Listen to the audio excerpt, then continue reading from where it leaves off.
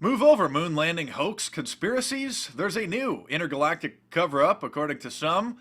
You may have heard earlier this week on Monday, NASA released that they had discovered water on Mars, frozen water the equivalent of a few Olympic sized swimming pools worth, which brought to mind the fact that Matt Damon has a new movie called The Martian coming out on Friday, which is about a trip to Mars.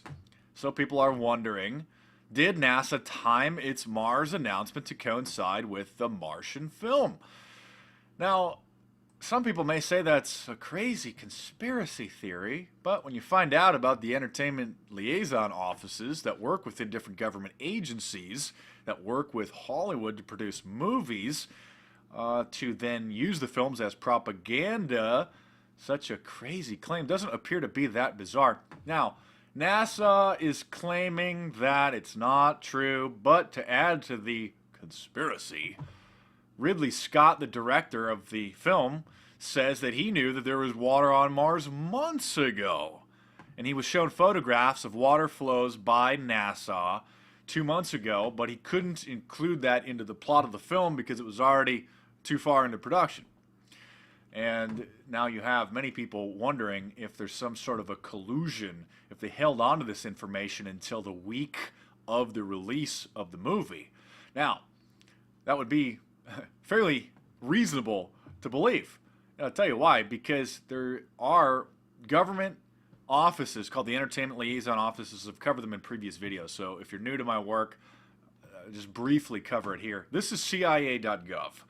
Literally, a page here which is advertising for Hollywood studios to approach the CIA, to work with them and the Department of Defense, the Air Force, etc. And this is where Hollywood studios get access to aircraft carriers, jets, military bases, and even thousands of uniformed active duty servicemen and women who will be or have been and will continue to act as extras in Hollywood movies.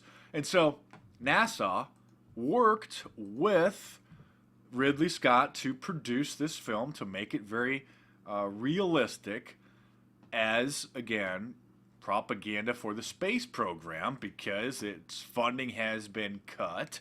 They're planning on sending people to Mars in a one-way trip. They're already trying to get the recruits. And so this film obviously is big propaganda piece for NASA and the whole Mars exploration program. Now, subscribe to my channel if you're new. There's a playlist called CIA in Hollywood where I have a bunch of videos about the CIA and the Department of Defense, admittedly, openly working with Hollywood to produce films as propaganda designed as entertainment, to look like entertainment. But this is an open secret in the entertainment industry. So subscribe to my channel if you're new. My books break down this information in a lot more detail. I have a new book coming out in a couple months, actually. So stay tuned for news on that. And stay tuned, there are more videos coming soon.